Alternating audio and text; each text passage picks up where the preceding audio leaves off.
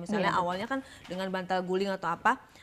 Nah, cobalah seminggu 3 kali kalau misalnya kayak gitu lagi, pengalihannya ke nyanyi atau ke ngedance, ke olahraga bergerak. Nanti lama-lama akan transisi. Iya, karena saya merasa juga kayaknya kelainan deh ini. Karena itu setiap malam pasti akan saya lakuin. Malam ngelakuin nih, bangun tidur ngelakuin lagi. Nah itu dia gitu Iya. kan. Takutnya ya memang sih nggak merugikan orang lain ya, kamu sendiri. Cuman ya itu dia, setiap sesuatu dilakukan sering dan terus menerus nanti akan menjadi kecanduan. Bener nggak? Bener sih. Dan kamu kan pengennya normal aja kan. Dan kamu bisa. Artinya sebenarnya kamu bisa, cuma kamu belum melakukannya. Coba deh. Saran aku gitu kan, nyanyi atau ngedance, olahraga. Olahraga sih lebih baik karena olahraga itu kan keringat-keringat yang keluar dari olahraga itu kan racun gitu ya, yang keluar dari tubuh kita itu bagus. Anti stres, keluar hormon bahagia tuh keluar di olahraga. Yang seperti aku baca buku gitu. Iya, karena ya kamu harus berubah, istilahnya kamu harus bisa mengontrol.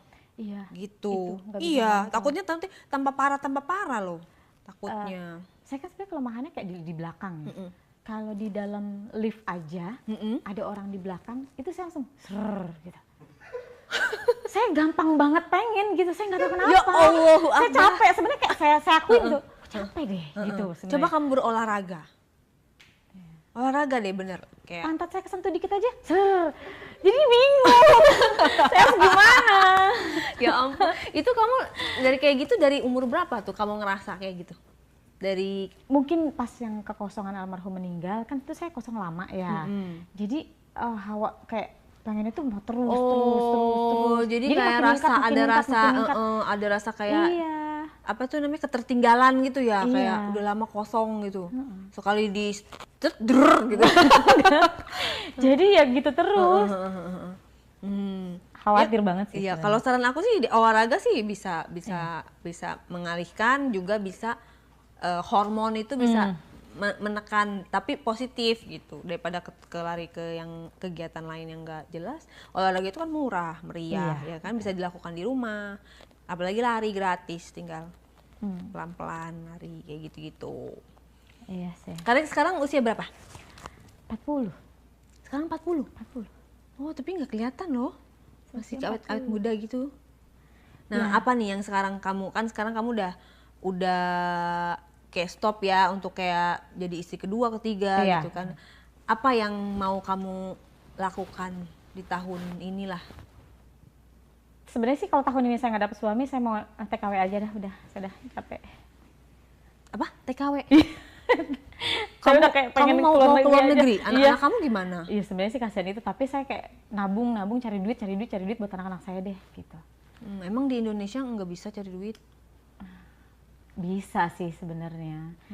Cuma kayak saya tuh kayak pengen meninggalkan yang, ya kan, tanpa, sebenarnya orang tuh nggak pernah tahu ada luka apa sih jadi yang kedua. Itu dia, emang ada luka apa sih? Ya pasti kan sakit.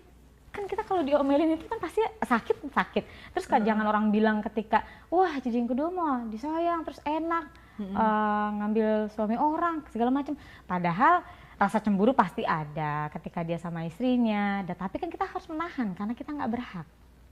Kan sakit. Iya, kan juga nggak pantas kalau kamu cemburu sama yang pertama, karena kamu posisinya kan kamu yang mengganggu rumah tangganya. Gitu. Sebenarnya juga nggak berhak kalau misalnya yang kedua ada yang ketiga, marah sama yang ketiga, karena dia juga posisinya ngambil kan gitu, bener nggak? Kadang-kadang suka aneh gitu ya sama orang-orang ini juga gitu. Ditambah lagi kan dengan anak 2, saya harus membiayai hidupnya. Gitu sih. Iya. Oke, yang menarik lagi, katanya kamu pernah umroh ya? Pernah. Gimana ceritanya? Iya, kan kita ada pengurangan karyawan, jadi dapat uang lah ya. Saya umroh aja deh, saya berdoa gitu kan. Karena setelah bercerai itu sebenarnya saya pengen punya suami yang bisa membimbing saya, bisa mengayomi orang sendiri gitu ya. Gitu. Nah, mungkin ada kesalahan berdoa kali saya di sana. Gimana tuh berdoanya? Jadi ketika sholat tahajud di sana saya minta, ya Allah, saya minta suami yang bisa membimbing saya, guru agama gitu kan, yang bertanggung jawab, baik. Segitu aja kali ya mungkin saya 4 berdoanya. item loh ya. Iya gitu. Terus Jam 8 pagi itu Pak Kiai pembimbing kita dia langsung, Neng, mending nikah sama saya aja. oh langsung dikabul. Langsung dikabul. Cuma dia aja udah punya istri 2. Jadi kan Iya, benar-benar. saya doanya ada yang ketinggalan kayaknya. Saya Iya. langsung berpikirnya gitu. Mungkin bukan doa terkabul, mungkin doanya ditunda kali, itu bukan yang di doa kamu. Kan doa itu ada doa yang ditunda, ada doa yang dikabulkan, ada doa juga yang dilalaikan. Karena sikap kita mungkin berdoanya maksiat, ya Allah saya misalnya pengen punya uang biar bisa buka beach club misalnya gitu kan, buka maksiat, ya Allah pasti nggak akan kabulkan karena itu dilalaikan, karena itu ada hubungannya sama pelanggaran agama gitu kan.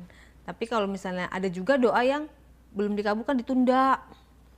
Ketika kayak para nabi pun setelah berapa tahun baru dikabul, nggak langsung juga. Atau ada juga yang langsung dikabulkan. Tetap berpikir positif lah, ya kan. Maksudnya bukan kesalahan sehingga nggak dikabulkan, tapi mungkin nanti akan dikabulkan, mungkin nanti. Gitu. Ya mungkin saya pun belum menjadi orang yang baik, jadi belum ditemukan dengan orang yang baik lagi. Ya sambil banyak beristighfar lah gitu.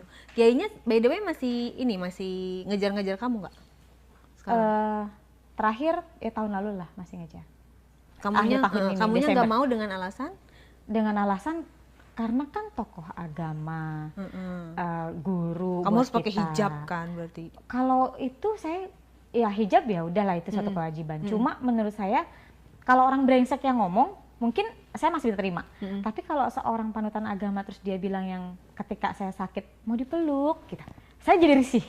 Oh, karena kamunya aja yang merasa begitu. Iya, terus kayak ketika saya bilang, waktu pada saat di sana, saya kan bilang, Pak Kiai mohon maaf, ini ada ibadah lain yang wajib di rentetan umroh nggak ya, gitu ya, runtunan. Terus dia bilangnya, udah nggak ada, tinggal sholat 5 waktu aja, karena kita akan pulang, gitu kan. Terus saya bilang, oh ya udah nggak apa-apa, emang kenapa? Dia nanya gitu, saya dapat bulanan. Kalau memang masih ada, saya minum obatnya. Tapi kalau enggak, ya udah saya stop aja obatnya gitu kan. Terus dia bilang, ya kan belum diapa-apain, kok udah nge-flag. Jadi saya ngerasa kayak yang akhirnya saya nggak tahu kenapa rasa saya tuh emosi saya keluar gitu pada saat itu. Saya bilang saya memang janda, tapi bukan berarti janda yang dianggap murahan, yang bisa dibecandain seperti itu, gitu. Karena kan bapak tuh panutan agama, nggak pantas menurut saya berbicara. Kamu gituin nggak depan mukanya dia? Itu saya ngomong kayak gitu. Salah, ini kayaknya salah paham deh,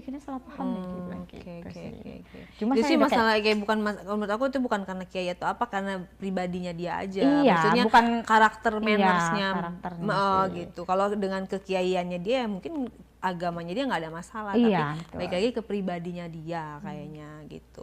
Kurang sensitif dengan para wanita gitu ya. Oke. Kan kamu bilang janda itu identik dengan dipandang orang sebelah mata gitu. Alangkah baiknya kalau lebih terhormat menikah. Nah, tapi sampai saat ini kamu keinginan menikah atau enggak? Ada keinginan menikah sebenarnya, cuma kalau di tahun ini saya masih nggak dapat orang yang sendiri, karena saya tetap kekeh pengen yang sendiri sama orang yang sendiri, mau duda, mau orang yang sendiri. Tapi kan di usia saya sekarang dengan ada anak 2, ya saya ngerasanya kayak minim ya orang mau terima saya gitu. Masih bisa lah kan, itu dia berpikir positif, bener nggak? Tidak ada yang tidak mungkin di dunia ini, pasti ada. Gitu. Karena apa? Kalau aku boleh sharing gitu ya. Kita ini apa yang kita pikirkan gitu loh, kita akan menjadi apa yang kita pikirkan.